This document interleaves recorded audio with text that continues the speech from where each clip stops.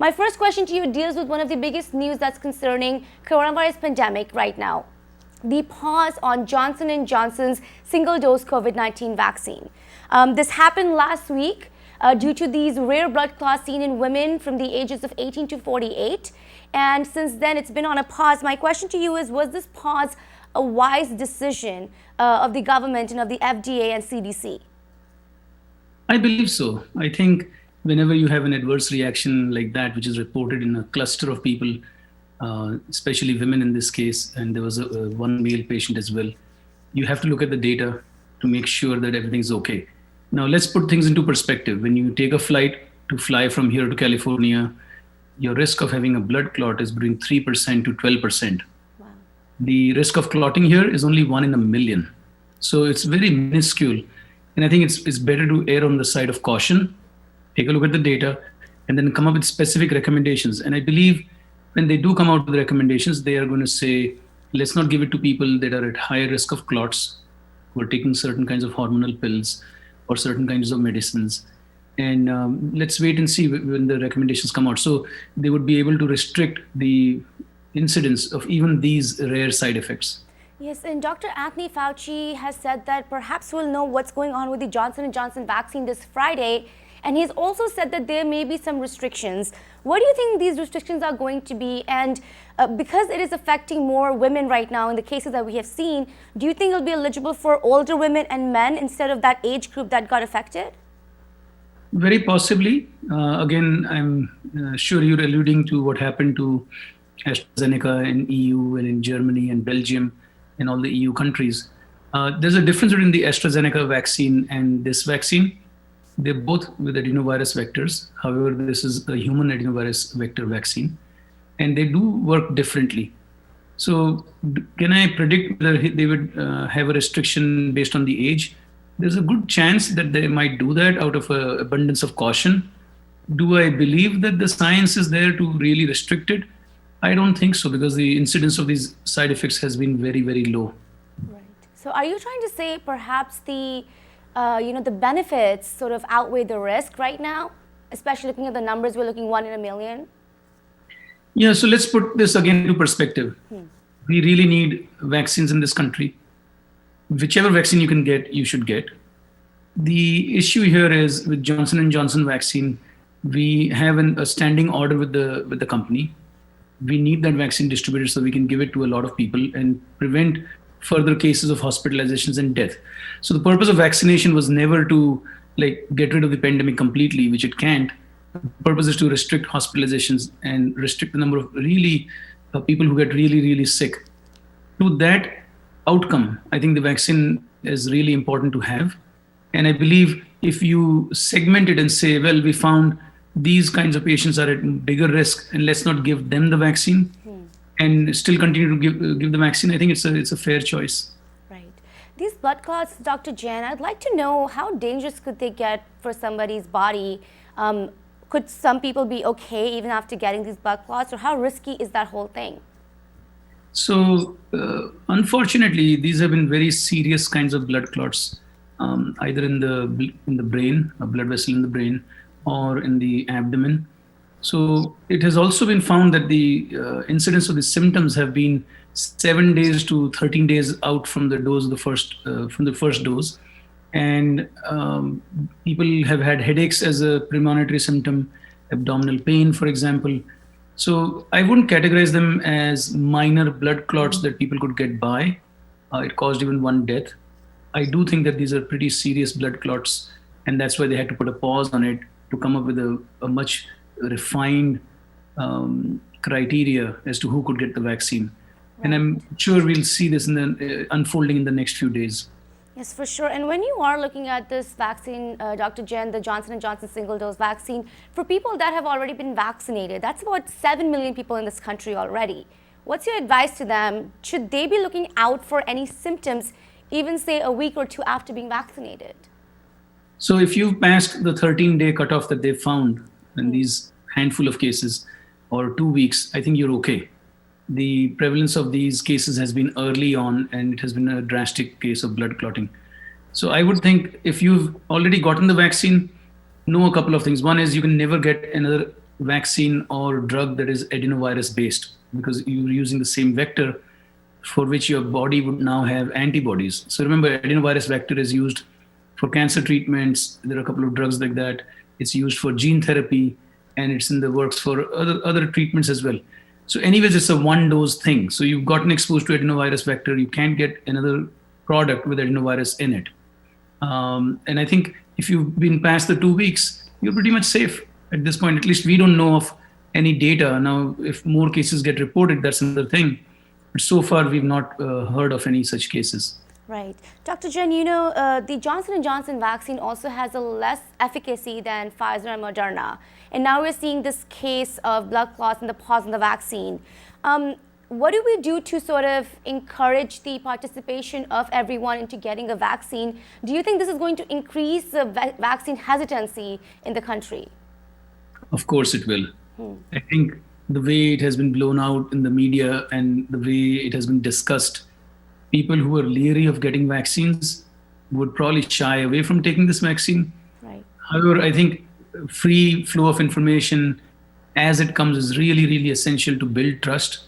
So I would say this too shall pass. People who know better will understand that the risk is so minuscule. It's one in a million.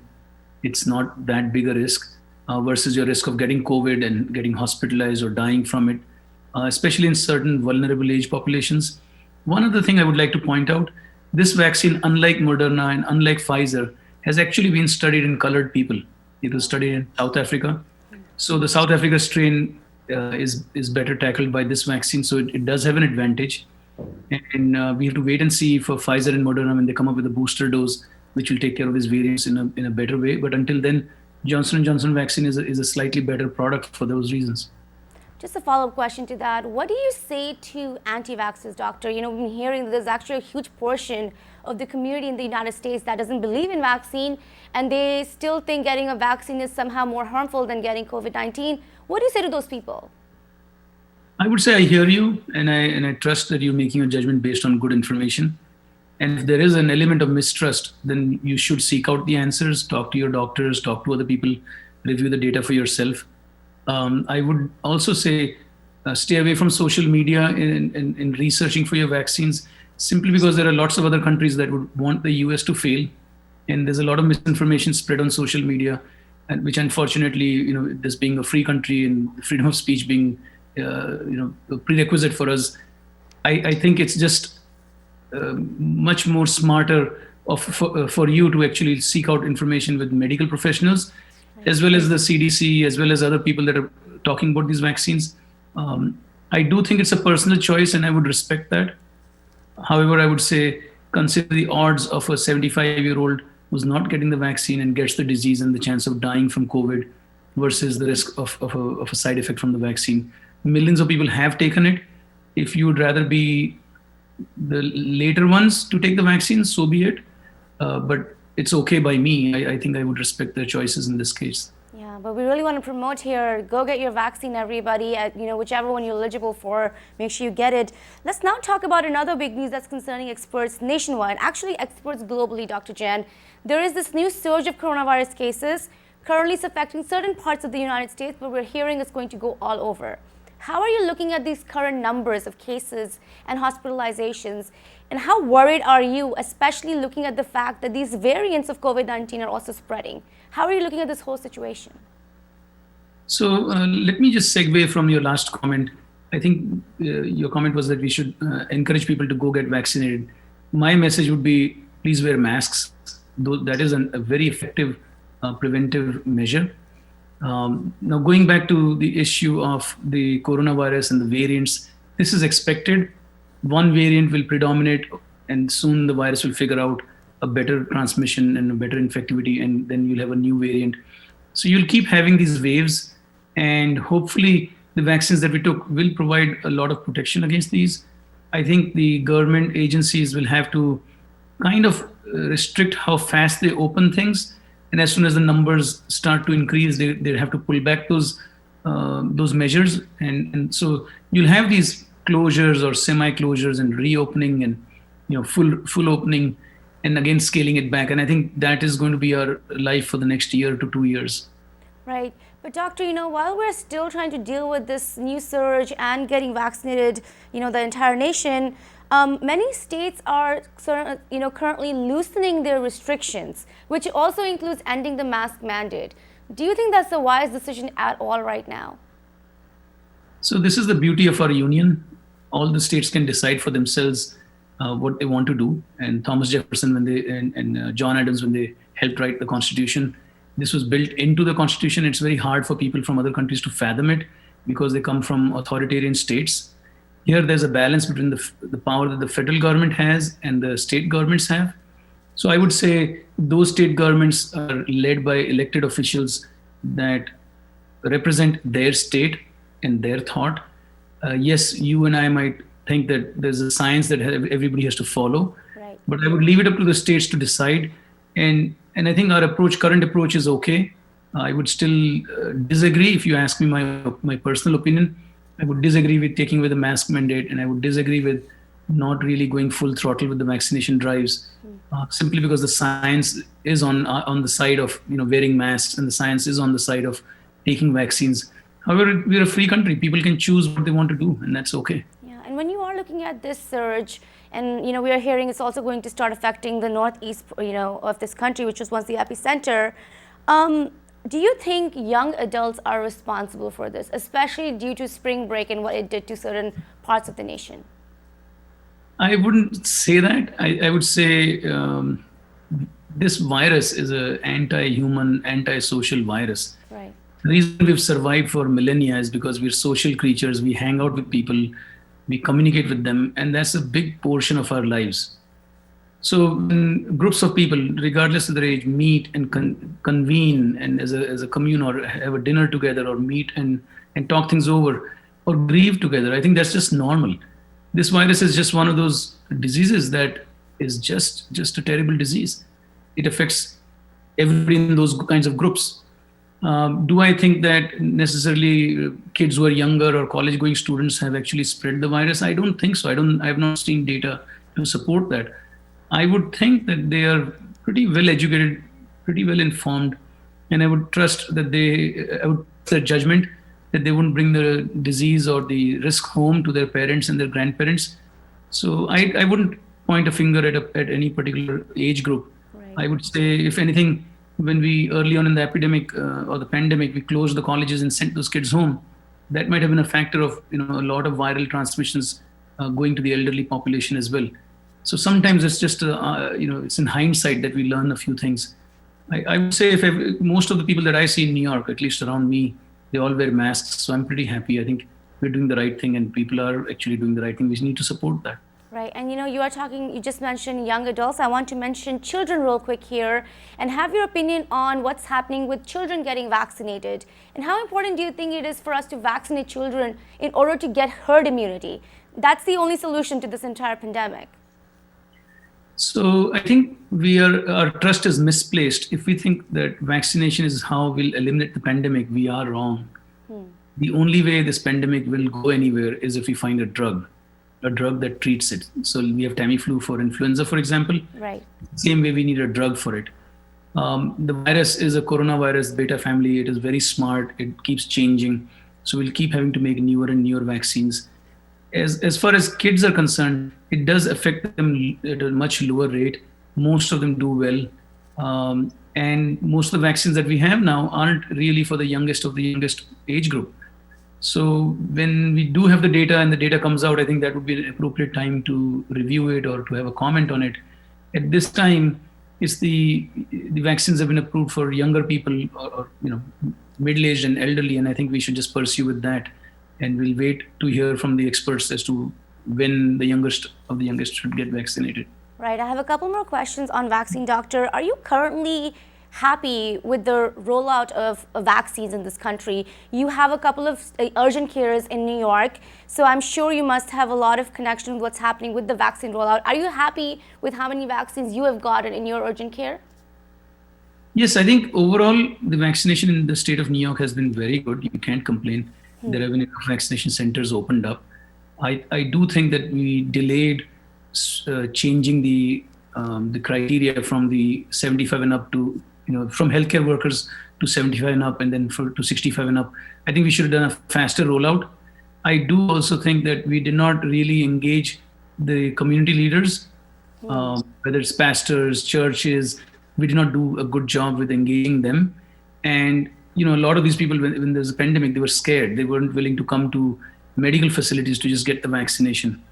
So I think, again, this is a lot of this is in hindsight. Now, what can we do better going forward?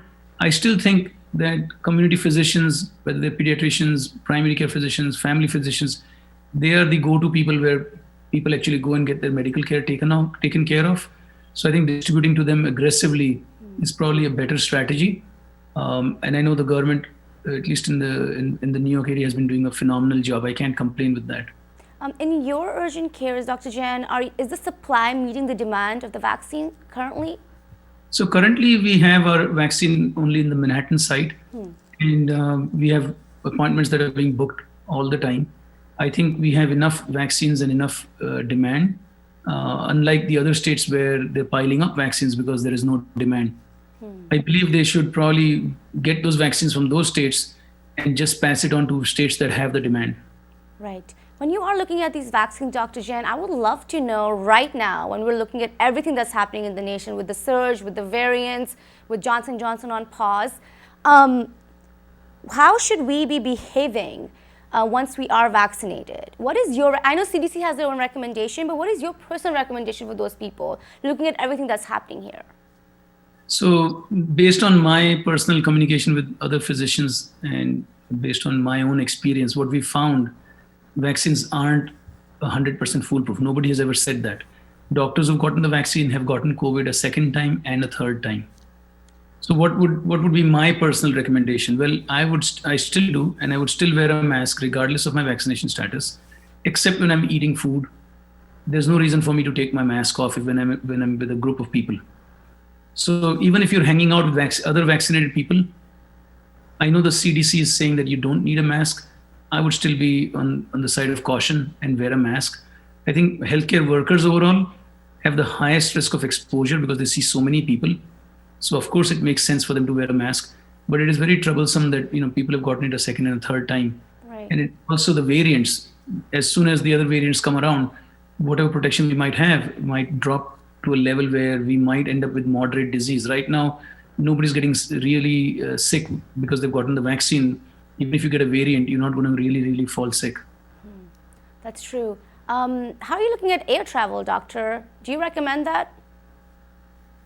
Okay, so this is a slightly complicated question because there's economic. Excuse me. Let me answer that again. When it comes to airline travel, a few factors weigh in. So if you see how coronavirus spreads in closed, contained spaces, crowded places, the aircraft actually fulfills those criteria, C's we talk about. So if everybody getting on the plane is COVID negative through a PCR test, it doesn't really mean that they are not carrying it. We could still have transmission, although the transmission will be at a much lower rate. I know airline travel is considered generally safe if you're vaccinated. I would still wear a mask in the plane even if you're vaccinated. And if you're not vaccinated, I would be careful in traveling by an airline. Also, it has to do with the duration of exposure and how tight the space is. So there's experience from the Chinese studies where they found air hostesses were at very high risk because they were using the restroom. So it's a closed environment. So you use the restroom the least, hopefully. Try and avoid it. And just keep your mask on the whole time. I think you'd be okay. Lots of advice here from you, Dr. Jain. My final question to you actually deals with our homeland, the homeland to many Indian Americans, India. I would like to know, how are you looking at the current surge? They're seeing anywhere around 200,000 cases a day. Hospitals are overwhelmed there. I'm sure you must be hearing news through your medical context as well. What's your opinion? This will continue. And I think one of the things that people are not realizing is it's not a linear progression. The cases progress on a logarithmic scale, which means you have the level here, the next surge goes up, and then it goes up even more. So it's a logarithmic progression, and we don't see any signs of that waxing right now. I mean, where it is, it's just climbing, and it is expected to climb even further from here because we have a very large base of patients that were exposed. I don't see light at the end of the tunnel this quickly. I think in a couple of weeks we'll know better. However, they've actually instituted a lot of measures there, including lockdowns. I do believe that it is going to take some time. Eventually, they'll get over this surge if everybody just adheres to doing what they're doing, which is wearing a mask, staying indoors, and reducing one-to-one transmission. Remember, wearing masks is the most important thing that one can do. If a patient that has COVID wears a mask, there's 74% reduction in transmission. If two people wear a mask, there's 99% reduction in transmission. And I'm talking about proper masks also. So wearing a mask is the most important thing, regardless of your vaccination status.